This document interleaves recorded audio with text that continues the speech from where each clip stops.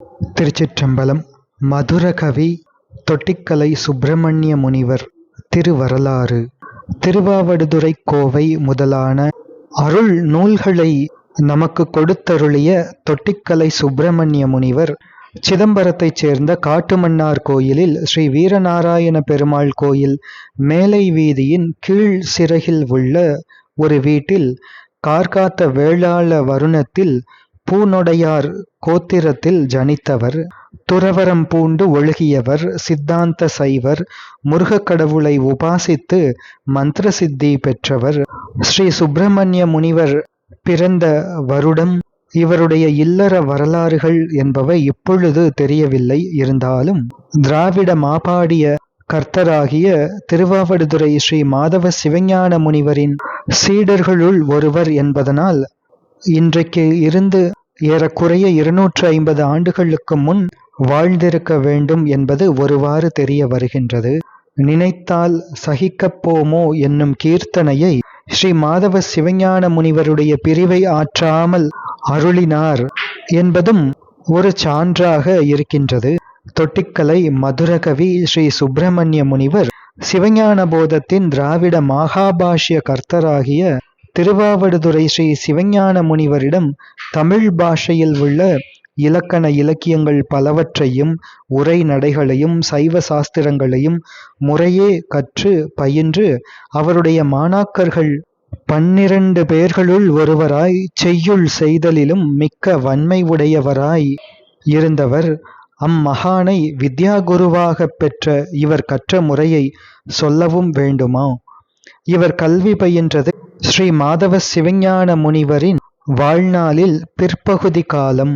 ஸ்ரீ மாதவ சிவஞான முனிவர் தொட்டிக்கலையில் எழுந்தருளிய காலம் என்று தெரிகின்றது. தொட்டிக்கலை என்பது தொண்டை நாட்டில் இருக்கின்ற ஒரு ஸ்தலம். ஸ்ரீ முனிவர் பெருமான் மேல் இவருக்கு இருந்த மெய்யன்பிற்கு எல்லையே இல்லை. ஸ்ரீ மாதவ சிவஞான முனிவர் பெருமான் மீது தொட்டிக்கலை ஸ்ரீ சுப்பிரமணிய முனிவர் இயற்றிய கருணை பொழி திருமுகத்தில் என்று தொடங்குகின்ற செய்யுளும், திண்ணையின்பச் சேவடியும் என்று தொடங்குகின்ற செய்யுளும், ஓதரிய வாய்மை என்று தொடங்குகின்ற செய்யுளும், அதோடு ஸ்ரீ மாதவ சிவஞான முனிவர் பரிபூரணமானது தெரிந்து ஒருவாற்றாலும் பிரிவு ஆற்றாது வருந்தி இவர் இயற்றிய நினைத்தால் சகிக்கப் போமோ என் சுவாமியை என்னும் கீர்த்தனையும் இதனை நன்கு புலப்படுத்தும். பின்னும் அவருடைய பிரிவாற்றாத இவர் தொட்டிக்கலை சிதம்பரேசர் திருக்கோயில் சந்நிதி மண்டபத்தில் அவருடைய திருவுரு அமைப்பித்து அதனை நாள்தோறும் போற்றி வழிபட்டு வந்தனர் என்றும் சொல்வார்கள்.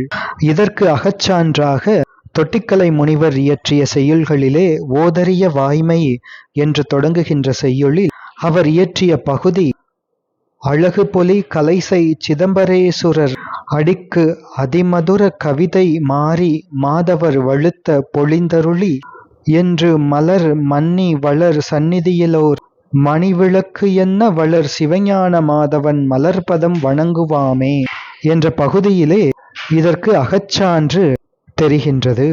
திருவாவடுதுறை ஆதீனத்தில் அப்பொழுது பட்டத்தில் இருந்த அம்பலவான தேசிகரிடத்து சைவ சந்நியாசமும் சிவதீட்சையும் ஞானோபதேசமும் பெற்றவர்.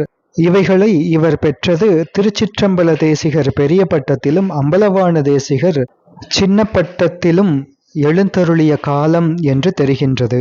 திருச்சிற்றம்பல தேசிகர் எப்பொழுதும் சிவாகம ஆராய்ச்சியையே செய்து வந்தார் என்றும் அதனால் அவர் செய்தற்குரிய காரியங்களில் பெரும்பாலானவற்றை அவர் கட்டளையால் அம்பலவான தேசிகர் செய்து வந்தார் என்றும் சொல்வார்கள்.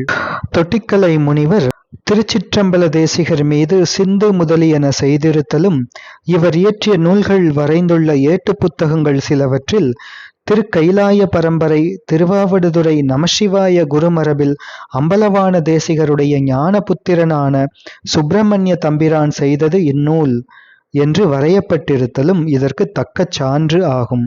ஞானாசிரியரை ஞானபிதா என்றலும் ஞானோபதேசம் பெற்றுக்கொண்ட சிஷ்யரை ஞான புத்திரர் என்பதும் மரபு. ஆதீனத்தில் தம்மை போன்றவர்களும் தமக்கு மேலானவர்களுமாக இருந்த பல கல்விமான்களோடு இடைவிடாது பழகுதலும் மாணாக்கர்களுக்கு பாடம் சொல்லுதலும் அவைக்களத்தில் பிரசங்கித்தலும் ஆகிய இவைகள் புண்ணிய மிகுதி பற்றி இவர்க்கு வாய்த்திருந்தன ஆதலால் இவருடைய புலமை மேன்மேலும் மாட்சிமையுற்று விளங்கிற்று.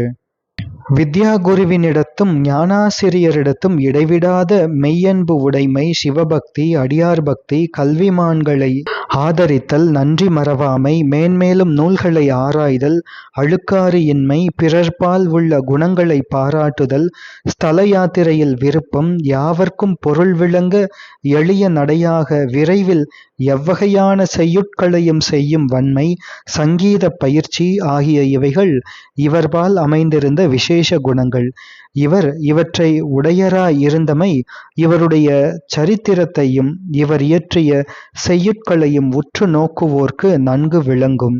கேட்டவர்கள் வியக்கும்படி மிகவும் இனிமையான செய்யுள் செய்தலில் வல்லுனராய் இருந்தது பற்றி இவர் மதுரகவி என்று ஆதீனத்தில் சிறப்பு பெயர் பெற்று விளங்கினார். தொட்டிக்கலையில் பெரும்பாலும் இருந்தமையால் தொட்டிக்கலை சுப்பிரமணிய முனிவர் எனவும் தொட்டிக்கலை சுப்பிரமணிய தம்பிரான் எனவும் இவர் பெயர் வழங்கிற்று. இவர் காலத்தில் இருந்த தமிழ் வித்வான்கள் பலர் தொட்டிக்கலை சுப்பிரமணிய முனிவர் ஸ்ரீ மாதவ சிவஞான முனிவருடைய மாணாக்கர் 12 பேர்களுள் ஒருவர். எனவே ஸ்ரீ மாதவ சிவஞான முனிவரும் அவருடைய மற்ற மாணாக்கர்களாகிய இலக்கணம் சிதம்பரநாத முனிவர், கச்சியப்ப முனிவர், ராமநாதபுரம் சோமசுந்தரம் பிள்ளை, காஞ்சிபுரம் சரவணபத்தர் முதலியவர்களும் சென்னையில் ஸ்ரீ கச்சியப்ப முனிவர் விநாயக புராணம் இயற்றும் போது இருந்தவர் என்று சொல்லப்படும் சீகாழி வடுகநாத தேசிகரும் இவர் காலத்தில் இருந்த தமிழ் வித்வான்கள். இனி தொட்டிக்கலை ஸ்ரீ சுப்பிரமணிய முனிவரை ஆதரித்த பிரபுக்கள் தொட்டிக்கலை கேசவ முதலியார், வேதாச்சல முதலியார் என்ற இருவர் இவரை மிக பாராட்டி வந்தார்கள். அதோடு தொட்டிக்கலையில் கோயில் கொண்டு எழுந்தருளிய ஸ்ரீ சிதம்பரேசர் சந்நிதியின் அருகே மடம் ஒன்று கட்டுவித்து அதில் இருக்கும்படி செய்து ஆசிரியராக இவரை அங்கே எழுந்தருளச் செய்து தொட்டிக்கலை ஸ்ரீ சுப்பிரமணிய முனிவரின் குறிப்பு அறிந்து ஒழுகி மிக்க பணிவோடு ஆதரித்து வந்தார்கள். தொட்டிக்கலை கேசவன் மெய் புகழ் போல விளங்கும் கதிர்பிறையை என்றும், வேதாச்சலத்தின் புகழ் போல விளங்குக வெண் சங்கமே என்றும் தாம் பாடிய கலைசை கோவை செய்யுட்களில் தொட்டிக்கலை ஸ்ரீ சுப்பிரமணிய முனிவர் இவர்களை பாராட்டியிருத்தல் இதற்கு சான்றாக அமைகின்றது. தொட்டிக்கலையில் இவ்விரு பிரபுக்களும் அமைத்த மடம் ஸ்ரீ சுப்பிரமணிய முனிவர் எழுந்தருளிய மடம் இப்பொழுதும் சாமியார் மடம் என்று வழங்கப்படுகின்றது.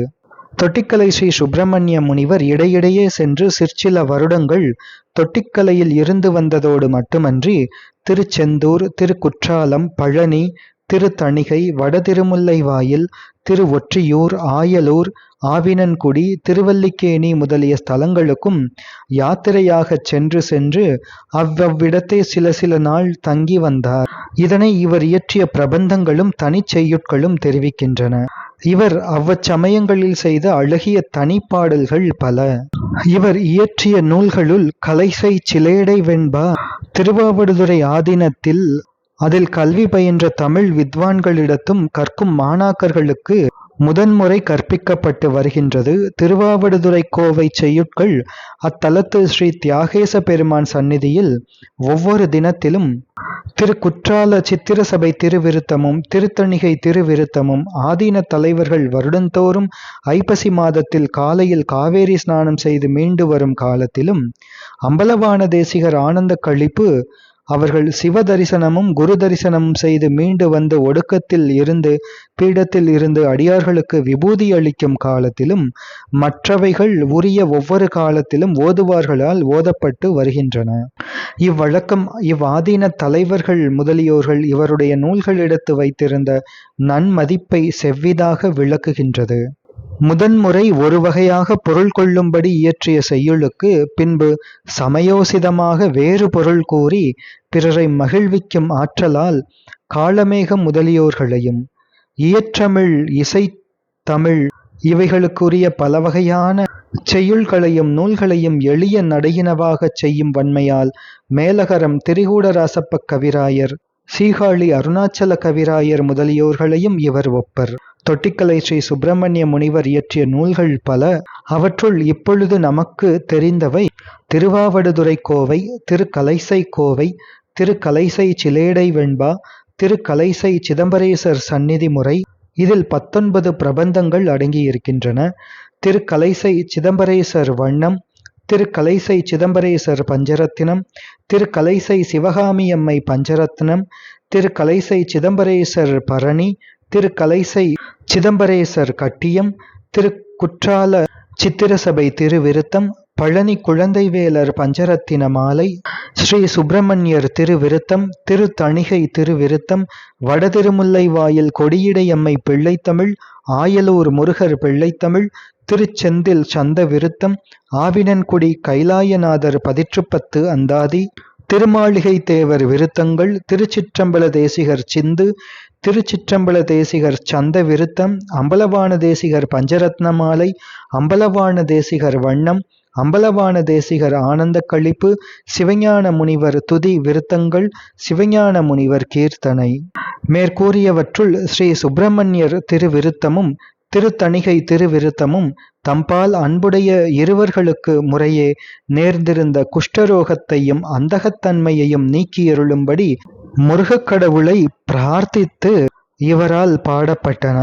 இவரால் பாடல் பெற்ற ஸ்தலங்களில் திரு கலைசை என்பது தொட்டிக்கலை, ஆயலூர் என்பது தொண்டை நாட்டில் இருக்கின்ற ஒரு ஸ்தலம், ஆவினன்குடி என்று இங்கே குறிக்கப்படுவது தற்பொழுது பிரபல்யமாக இருக்கின்ற பழனி அன்று இந்த ஊர் ஆவினன்குடி என்று இங்கே முனிவர் பாடிய பிரபந்தம் பெற்ற திருத்தலம் தொண்டை நாட்டில் பாலாற்றின் வடகரையில் இருக்கின்றது என்று நூலின் காப்புச்செய்யுள் தெரிவிக்கின்றது.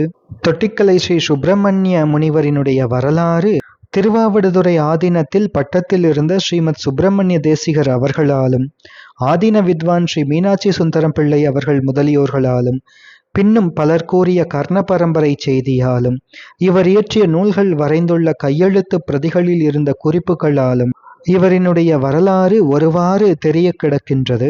தொட்டிக்கலை ஸ்ரீ சுப்பிரமணியர் இயற்றிய நூல்களுள் சிற்சில நூல்கள் திருவாவடுதுறை புஸ்தக சாலையிலும், சில ஓதுவார்கள் வீடுகளிலும், சென்னை ராஜாங்கத்து பழைய கையெழுத்து புஸ்தக சாலையிலும், மதுரை பாண்டியன் புஸ்தக சாலையிலும் வேறு சில இடங்களிலும் கிடைக்கின்றன.